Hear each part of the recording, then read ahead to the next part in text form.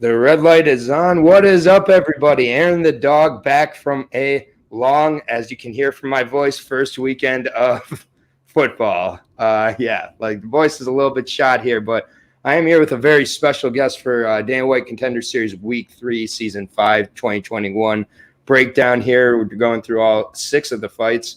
Lucky Locks should be a familiar name to you out there if you've done your browsing on Contender Series breakdowns, LFA breakdowns. That's how I came across them. But how you doing today, Lucky? You're on screen. First of all, yeah, out. I'm doing great. Thank you very much for having me on. I'm looking forward to breaking down some fights, seeing where we agree and where we don't on this one. Should be a good one. Absolutely, yeah. And go ahead and definitely we'll drop his all his subscription information in the description here. But Lucky Locks MMA, go ahead and drop that as subscribe. He's seriously one of the best in the game and so much more succinct with his breakdowns than me. You'll see 13-minute for full cards. I'm like, I can hardly talk about one fight in 13 minutes, but I'm doing my best. But thanks for being here. Comic Book Bandit, have not seen you before, but thank you for joining us. But yeah, we're here to break down the Contender Series. Last week was obviously, if you were following the channel, a very successful one. If you tailed my calls, I had 4 underdogs. My one underdog of All Die, who is one of my more confident underdogs, ended up losing by split decision, but had 3 others come in, as well as the main event with Quinlan, which I'm not going to tout too much for the Quinlan other than that I got plus money on the finish. But how was your last week, Lucky? Last week was not great for me, I'll be honest. Week 1, I was 4 for 4. Last week, I went 2 and 3. Got burnt. Betting-wise, got burnt on Gafurov pretty hard there. So congrats to everyone that was on Ann Helliger there. Nice win. And just looking to bounce back here, man. I was able to get Simon Oliveira at plus money when the line came out. So well done. That lessened the damage a little bit. But, overall, wasn't a great week last week. Hoping to have a better one here. Yeah, it definitely dispels the rumor or kind of the myth, as I kind of point out a lot of weeks on here, where I've heard a lot of people say they think the Contender Series is just made for favorites to come in and win.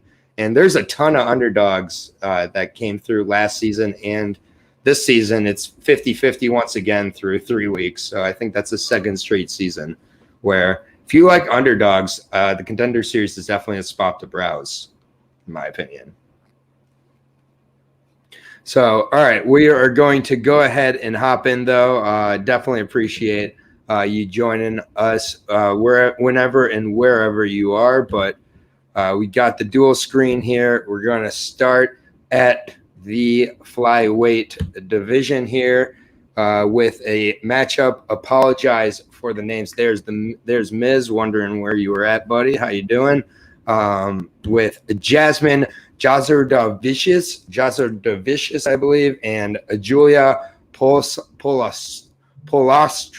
Julia Polastri, the Brazilian versus the Canadian, might be an easier way to go with this, but we'll be talking about Julia first here, starting out of the 8-2 record. She's 24 years old. I was able to find through her fight tape. 5'2", 62.5-inch reach for the strawweight here. So we got those strawweight numbers. They're always kind of shocking and interesting to see, fighting out of a Muay Thai college, actually. She does have some impressive wins on her resume, particularly Jessica Del Boni, who just won the Atomweight Invicta tournament. It was a one-night tournament. And then her last fight against Jessica Kuna. I was able to watch that. Jessica is a Brazilian Jiu-Jitsu black belt, who was having quite a bit of success on the feet, and gave her some tests on the ground. And props, obviously, to Julia. She was able to come through, show some toughness, even if she did take quite a few strikes, and choked out a Brazilian Jiu-Jitsu black belt in her last time out. And then we've got Jasmine.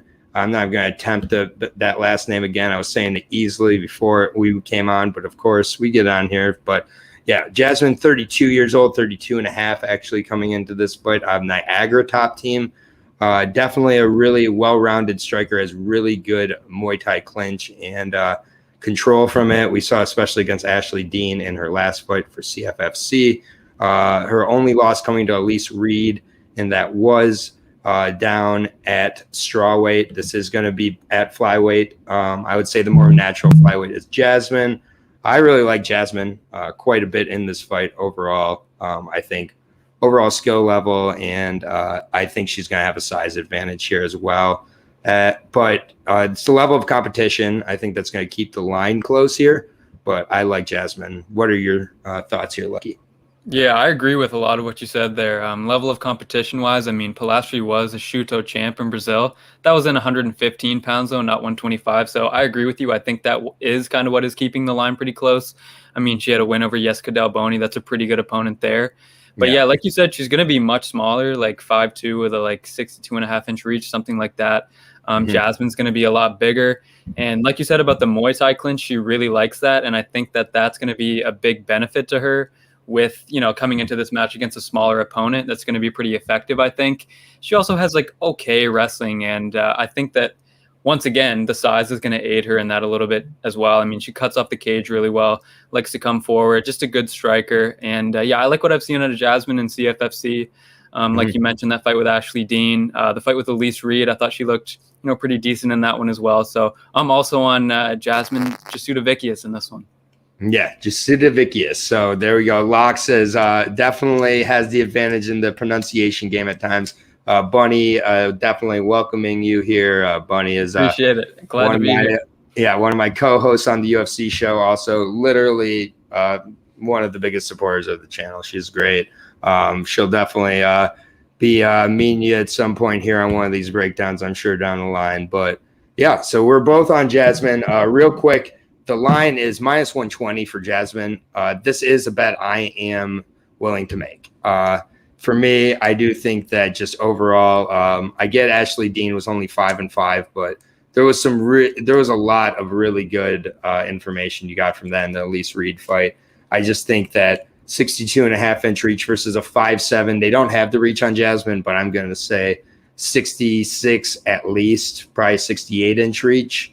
32 years old. This is the time Jasmine has to make it count here. There's not maybe too many more chances at her point in her career. And 5-1, yeah, I do like Jasmine here. And this is, I think, the most difficult card to bet. So of the first 3 weeks, even though I had 4 underdogs last week, last week was not easy. I think this week the matchups are as close or closer. So I'm going to go Jasmine. It's a week where I've got a lot that I think are a lot closer. So maybe I'm a little more anxious to bet it, but you can bet it straight up at -120. So I'm going to take that shot.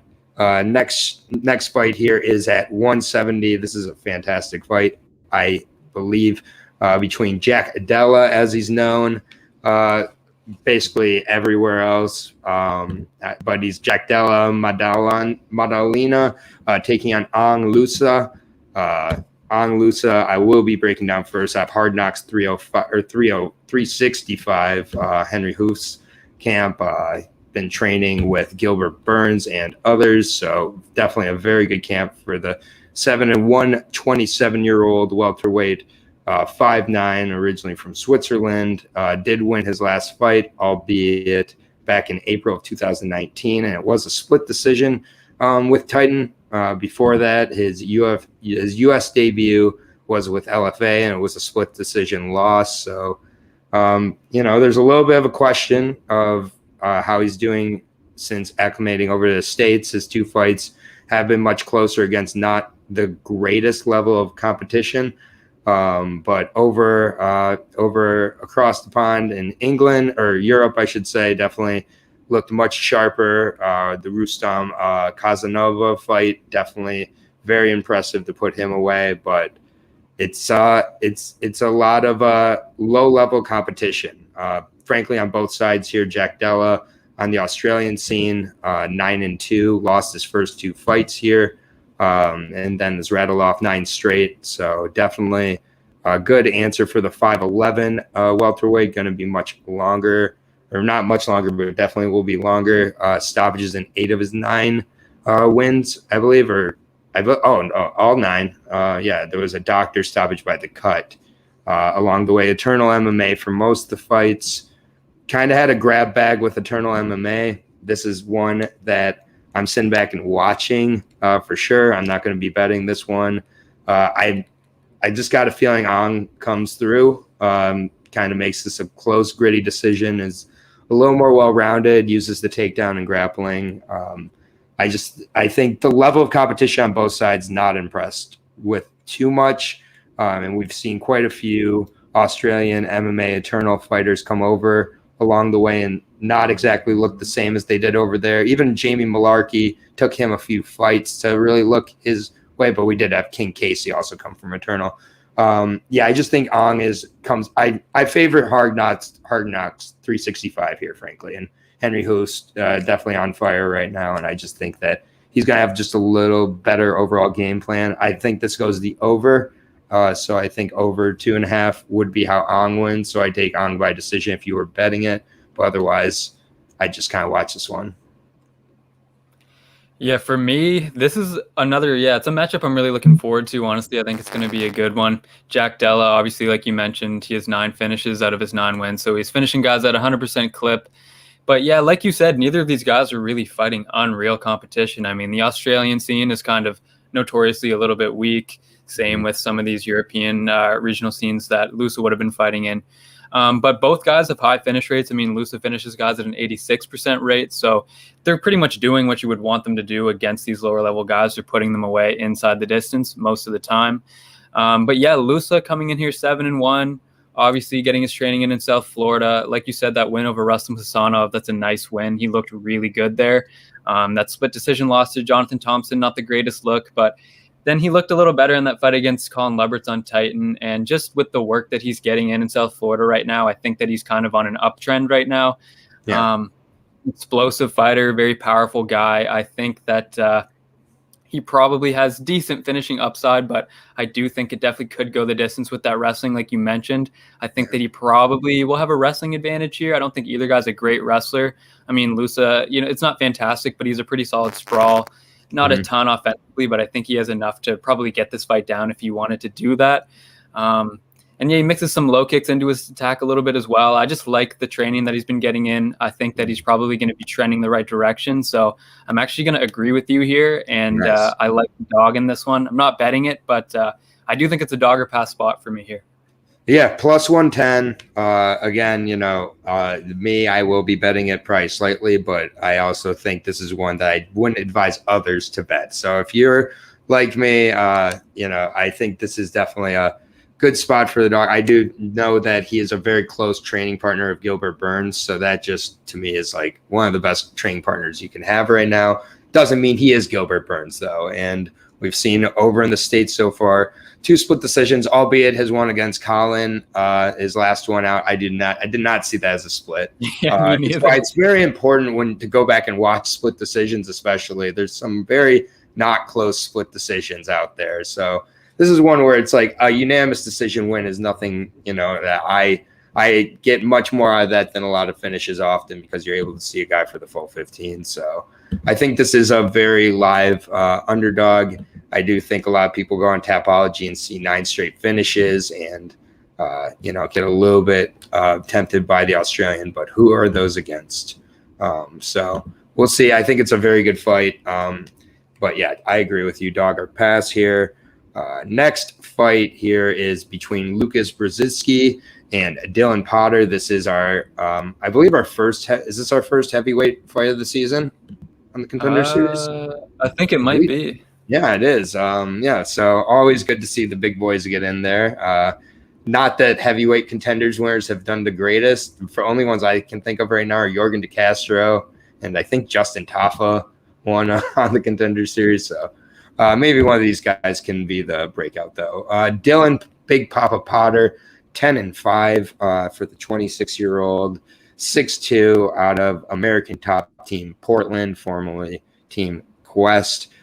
He won his last one out with Cage Sport back in July of this year. It was a 1-2 fighter. However, he lost to Myron Denise with LFA. And that was, I believe, at light heavyweight. So, yeah, he has been a light heavyweight for a decent portion of his career. At heavyweight, he's had some issues, lost to Anthony Hamilton by decision, which I didn't think it was possible for Anthony Hamilton to win by anything other than like kind of a runaway little KO, but he lost the decision to him in 2018. Overall, the level of competition he's beat not been the greatest, but he also has not,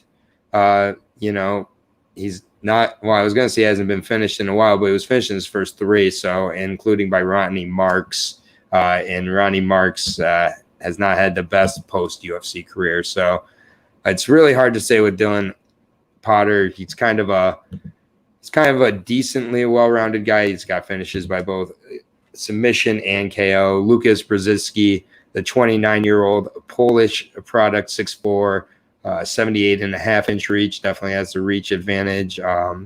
More quick, fleet of foot style kickboxer, fighting out of Poland here. He has not fought since May of last year. He did finish that fight against a 3-1 opponent, beat an Ednaldo Oliveira, who's faced a few UFC level of opponents. He did have some pretty noticeable cardio issues against Michael Kita that led to the draw.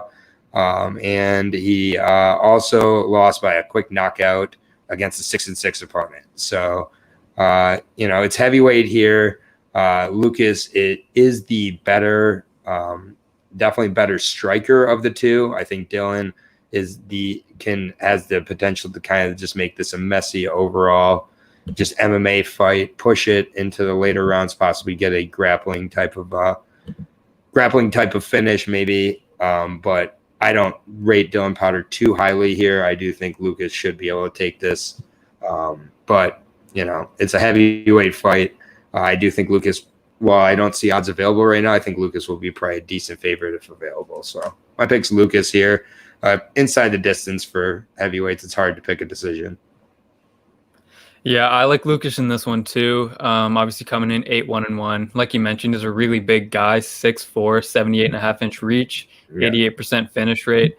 Lots of decent level fights on Babylon. And we were supposed to see this guy in week 1 against Lorenzo Hood. Then this fight we were supposed to see last week, and now we're getting it now due to the COVID protocols. Brzezinski, he's a pretty aggressive fighter early, looks for the finish. And, in the past, he's usually gotten it. I think he's probably going to come forward early and put some pressure on Potter. Potter out of ATT Portland. That is a pretty solid gym with some good up-and-comers coming out of it now. But, like you said, I just don't think he's quite as skilled. I do like your angle where I think he could possibly kind of outwork him late if the cardio comes into play and it turns into kind of a messier, grinding-style fight. I just don't think Potter has near the same finishing upside here. And some of his losses make me a little bit concerned, like that split decision loss to Myron Dennis you mentioned, especially that being a weight class down. And just some losses to guys I feel like Lucas is a little bit better than. So I think Potter's durable, so I do think he can survive for a bit. But ultimately, I just think Brzezinski's a little bit better. I think he hits a little harder, and I think he's faced just slightly better competition so far in his career. Yeah, no, I think that I'm feeling good so far. I don't always like to agree with my co-hosts on these breakdowns, but sometimes on these closer ones, I think it's interesting. This next fight is one I've been looking forward to actually talking to you about because, or anybody about for that matter, because I think this is a very hard one to call, and I'm kind of looking for someone to help me make a read here because Albert Duriev versus Kyle Bettencourt, I will say. This is Brazil versus Russia at middleweight here. The 14-6 Brazilian, 30 years old. Here, 6 foot out of Bulldog team. And we saw last week or a couple weeks ago, Brito come off of a pretty long layoff from Brazil and look pretty well, win a contract, even though it ended with the eye poke against Delano Lopez. But Kyle Bettencourt also coming off of about a 3-year layoff. He is 14-6. He is on an 8-fight win streak, however, but his last fight was in June of 2018. He finished that fight in 50 seconds, and it was a fantastic knockout. You can go check it out on YouTube, and he definitely puts his opponent just absolutely shuts him away with a shovel right hook. decent level of opponent as well, and only, I believe, the second time he had been put away. Before that, had a heel hook of a 0-1 opponent in 2016. So he was off for a year between those fights. In the last, since 2016, he's fought for a total of 2 minutes. So it's like very hard. It was hard to find any other tape. And he has two losses to Thiago Traitor. That is Thiago Traitor of the UFC, who fought at lightweight. And I think he's fought at featherweight as well. Like, not, so I don't know what weight class those were at, but at times early on, Caio was a welterweight. There was the guy with LFA who won the welterweight tournament recently, Christopher Leal, who fought all over the place also. So I just, maybe it's just something weird with Brazilian regional, like back in the day, but definitely concerning to have two losses to him. The losses are Rogerio Ferreira and Thiago Verjao. Thiago Verjao was 18-1 at the time. He is now, I believe, 18-6. However, just don't know much about the level of competition he's been facing. Albert Duriev, however, 13-3, also has been off for 3 years. His typology picture is of him in all black in front of a Mercedes. So there's that. His nickname's the Machete. And when I watched the tape on him, like, he's just he's just one of these Russian fighters who does not look that impressive, yet is very effective and has faced such a better level of competition back when he was fighting. He has a 2017 submission of Clifford Starks where he really dominated him until the finish. And then Vasily Valyshevskiev, I believe is the name, but 32-5. He's been on a lot. He's fought in a lot of good and solid fighters over in Russia. ACB is where that happened, and he knocked him out as well. Had a decision over Piotr Struss, a 13-3-2 opponent, his last time out by decision, but that was in September of 2019 or 18. So again, Duriev has faced very good level of competition. Has a win over Sergey Kondosko back in the day when he was 21-1. Wins over guys who are 7-1.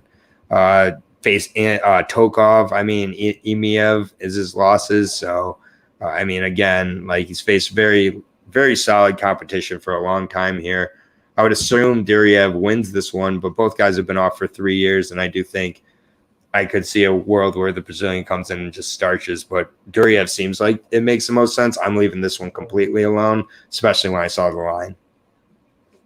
Yeah, I'm with you on that. I kind of wanted to bet it, but after looking at the line, it's just not a number that I think I can justify at this point with the layoffs for both guys. Derive 13-3 record, pretty much all his pro fights on either ACB or M1. So, those are good promotions to be coming into the Contender Series from. Like, you should be well prepared if that's where you're fighting most of the time. Obviously, like you mentioned, the win over Sergey Kondoshko, that's a nice one. Losses to Tokov and Amiv, like, what can you really say about that? I don't think we can really hold that against him too much. Hasn't had a loss since 2014, hasn't fought since 2018, though. But yeah, just in terms of resume-wise, he does seem to be one of the more credentialed prospects on this card. If you were to just wiki cap this whole card and say, like, who looks like they has the strongest strength of schedule, I guess, Derive would have to be right up there at the top of the list, and seems to be pretty proficient everywhere. Obviously, the grappling is his bread and butter, that control, but I think that's his best path to victory. But like you said, Bettencourt, that KO power, that's 3 really KOs for Duriev too. He's been finished by 3 KOs and all. That's a lot of KOs. And why has he been off for 3 years? That's another. Both guys you can ask that about. So it's a little, like, it's just, there's a world I see with a 30-second KO for Bettencourt, and you're just like, what was I doing with Duriev? Yeah, that's exactly what's keeping me off him here. Bettencourt obviously has a 100% finish rate. He has 6 losses. 4 of them came in his, in his first 5 fights. Yeah. So he hasn't lost since 2013. And just the KO power, and I don't really see him getting the win any other way than an early KO. I agree. I think Derive is the better fighter. Bettencourt obviously has those physical attributes that make you think twice and just pose a threat to end this one early. But I do think that skill-wise, Bettencourt is going to be a little bit overmatched here, so my pick is going to be Drive. But yeah, I'm with you. I'm not touching this one with a 10-foot pole with any of my No, money. I think this is one of those that I think people are going to try to sneak into a little dual parlay to get plus money on like a Jasmine or something. I'm like, I don't think this is the one to do it with. If you're like, it's a minus 325 on Duriev here, plus 250 on Bettencourt. Bet Bettencourt by inside the distance if you're going to bet Bettencourt. Otherwise, just leave this alone.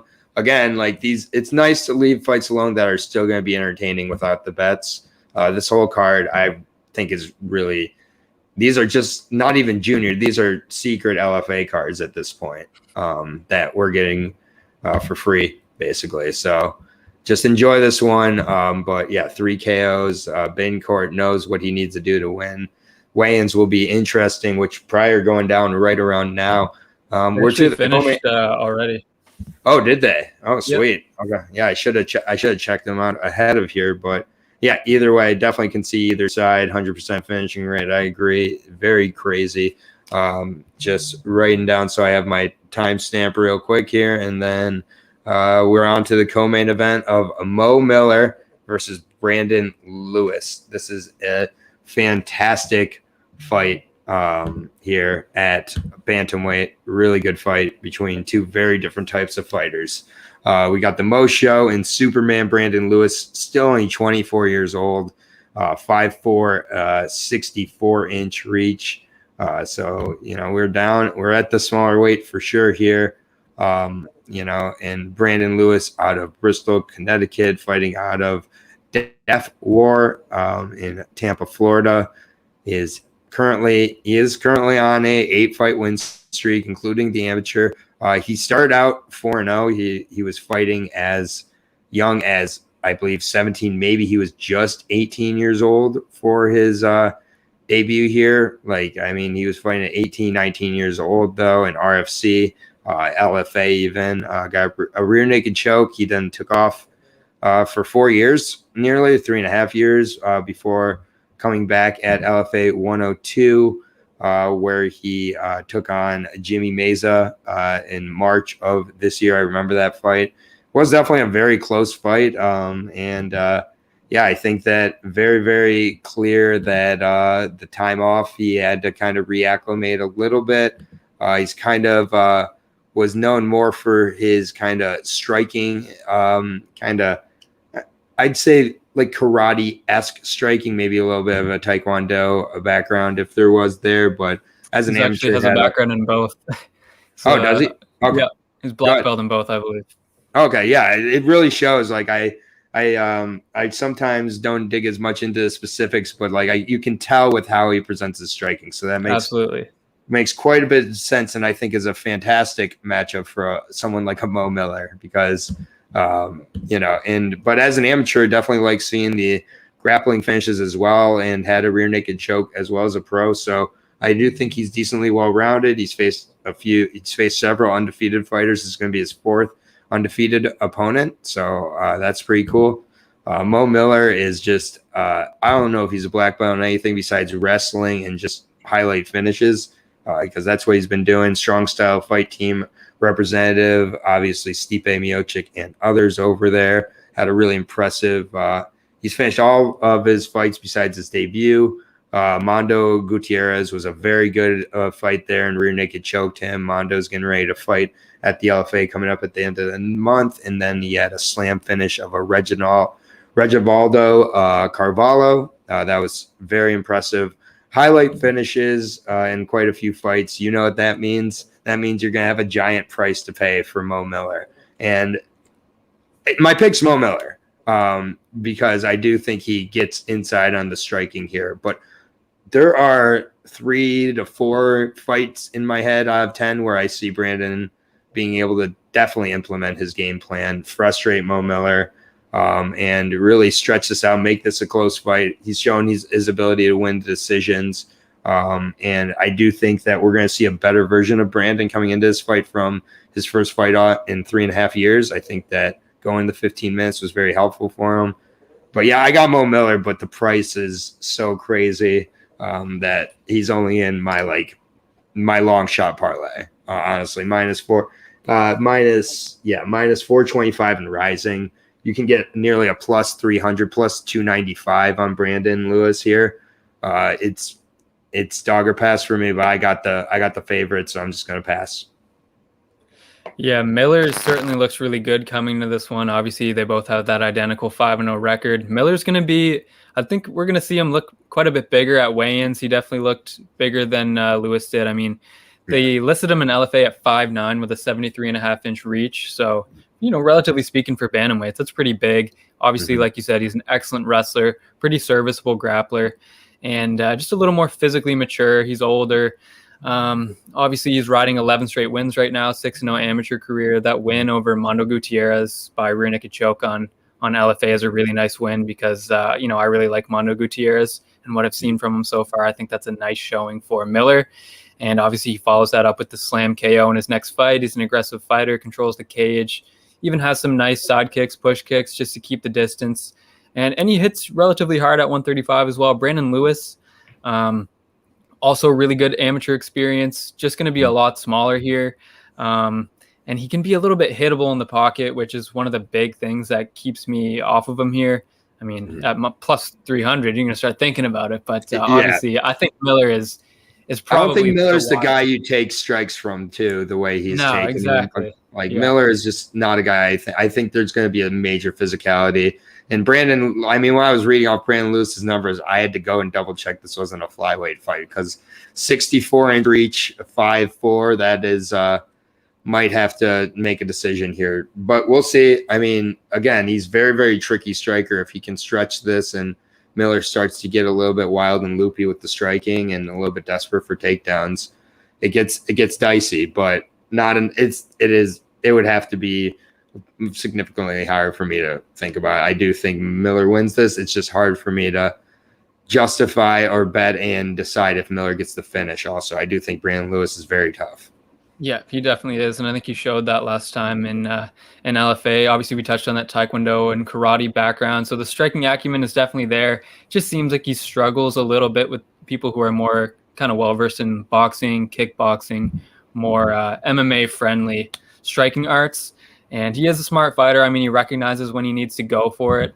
But I just see Miller having a lot of success in this one in the pocket. And I feel like he can kind of lean on that wrestling if he needs to down the stretch as well. So I'm picking Miller. Obviously, I can't justify the price tag on him right now. But I do think that Miller gets it done. Yeah, no, I agree. And I'm looking forward to watching the weigh-ins to see how that one looks for sure. And now I know this is like 3 of your videos combined with this length here, but appreciate you joining. Hey, no problem here. At all. And it's been a blast to have you on, and I look forward to having you on for any of the Contender Series other fights that you want to break down here. But definitely. we're to the main event here. We got Jolton Almeida, or I might be pronouncing that first name wrong. I apologize. Nasruddin versus Nasruddin Nasruddinov. That is a hard name to say more than once in a row because it's just very, very similar. But we got Russia versus Brazil once again here. 30-year-old versus the 29, nearly 30-year-old Nasruddin, who I will be breaking down first. 6 foot tall versus 6'4". I think that's definitely an interesting aspect of this one. Because I watched Nasruddin and I thought he kind of looked a little bit like small to average size for the light heavyweight division. He's a very, very patient fighter, you could say, 9-0 overall. Here, the level of competition, I don't really recognize too many of the guys up until Corey Hendricks, which he did win a majority decision against. I went back and watched that. It was a very close, good fight. Jorge Gonzalez was 15-3 at the time he faced him, and he ended up finishing him with punches in the second round. And then Evgeny Ejmabirdov in his last fight, 11-2, ACA for the last 4 fights. He won all of those, and he got that one done by stoppage in the third round. It was a really good fight for him, but I will say his opponent was kind of as patient as him. They were both really picking shots here.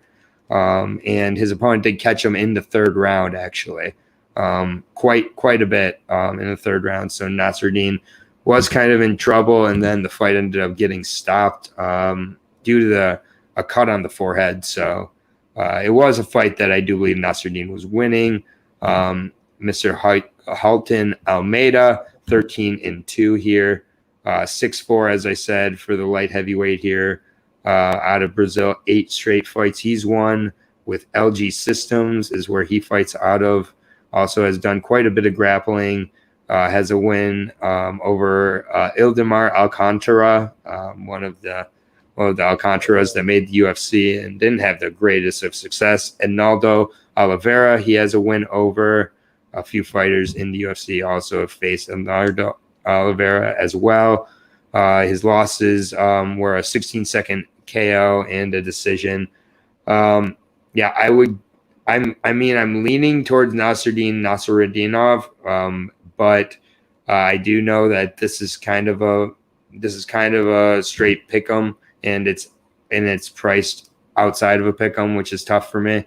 The Corey Hendricks fight, I think, was a very good fight to watch for me, though. It did kind of show me the overall game plan and overall skill. He definitely has, I think, the grappling to cancel out the jiu-jitsu of Halton Almeida. But again, Almeida, I was only able to find a couple of his fights for footage, so it's hard for me to know how good this guy is. Nasruddin, there was tons of footage out there, and he's very patient, very consistent, keeps a good pace, but doesn't look like the biggest guy. And it's 6 foot versus 6'4". I'd be interested to see the weigh-ins as well, because I do think that Almeida is going to be significantly larger. And we've seen Nasruddin get hurt against not the biggest of light heavyweights in his last time out. So I'm going Nasruddin. I bet it very slightly, and now it's at minus 225. I'm done betting it. So I'm worried that people just see Nasruddin Nasruddinov and they're like, oh, he's going to win. Like, it's a Russian. So we might be in one of those situations here. Like, I don't know. There's a few unknown Brazilians on this card that maybe they show up tomorrow. I'm like, oh, this is why they're unknown. Or maybe they show up tomorrow and we've got like some real kind of – they have potent finishes on their Tapology page.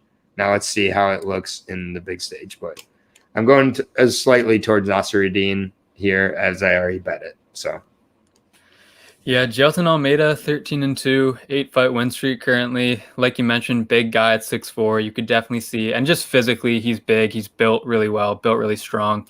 And you could see that at the weigh-in for sure when I watched it today.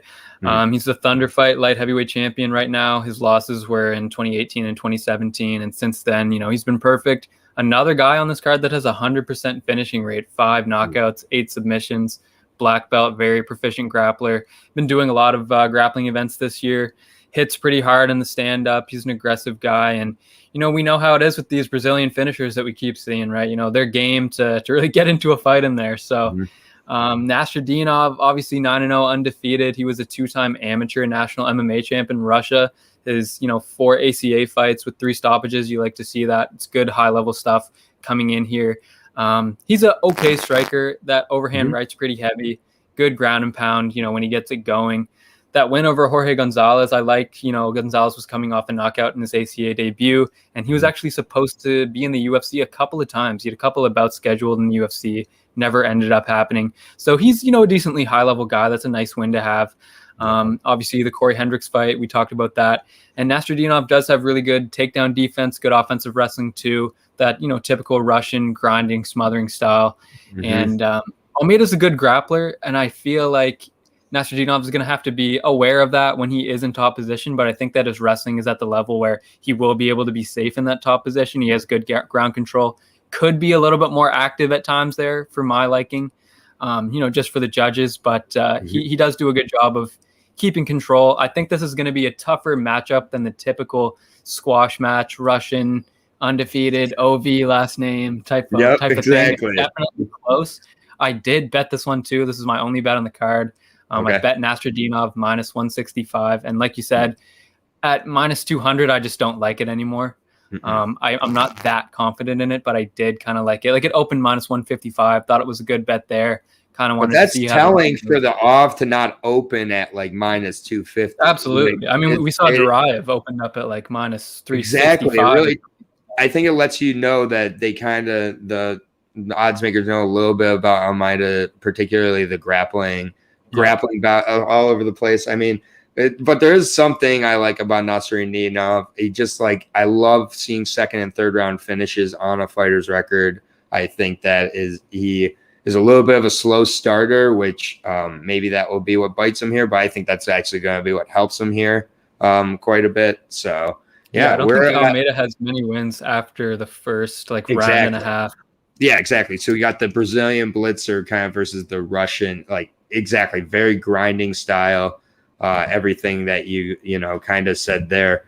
So it's interesting on kind of this closer fight card. We got the we agree on pretty much all six. Yeah, every single one. I was expecting to have a couple different ones there. Exactly, and I've got to pay more attention to when the weigh-ins are done because they were done this morning, and I just did not even think to go and check it right before here. So definitely appreciate the input there. But yeah, dude, this is the show here. Definitely thank you so much for being on Lucky Locks MMA. Check him out on YouTube. Check him out on Twitter. He doesn't go on Instagram, so I get it. I hardly do either, but wherever you need to check it out, Lucky Locks is fantastic. Anything you kind of want to tell the people about your channel yourself, or what you're looking to do with your channel? I mean, I basically I do breakdowns for Bellator, LFA, Contender Series, just some smaller promotions. Everyone pretty much does UFC, so kind of just trying to find a niche where you're not getting drowned out by all the other options that are available. But really appreciate you having me on today. I appreciate the opportunity to speak to some new people. Everybody in the chat, appreciate it for tuning in, guys. And everybody have a great day. Yeah, absolutely. And they'll be checking it out here. And it's great. I'm totally all about giving shine to other people, giving shine to these smaller organizations. We're out here grinding. We're out here going to every single kind of available spot to kind of find our spots. And I right away listened to Lucky Locks on one of his LFA videos, and I could tell he's not just going to a Tapology page and then making his picks, but you definitely know your stuff. And I think this was a really smooth first breakdown. I look forward to having you back on, but check them out. And definitely we got a good week of content here. We got the Bellator breakdown coming up on Wednesday with Norton MMA across the pond. So he is my new Bellator breakdown host. Brandon of MMA Wagers has decided to take a step back from the breakdown game. We get it. It gets tiring. It's a lot of work, and the critics can get harsh sometimes and all the other stuff. So it's a grind out there, but be back with that on Wednesday. And then Thursday, Boston Commons herself, Bunny, as well as Brian Pooh Bear Battle, join me for the UFC breakdown show. As always, we're still doing it on Thursday right now, but we're going to be working around that eventually. But Thursday is 7 p.m. Eastern. We will be back with the UFC show. So check out Lucky Locks picks at MMA on YouTube. And thank you guys for all joining me. Thank you, Lucky Locks, for again making the time, man. I really appreciate getting to talk with you. And let's make some money tomorrow. But all the best to everybody. Have a good day and keep taking care of each other out there. Peace out.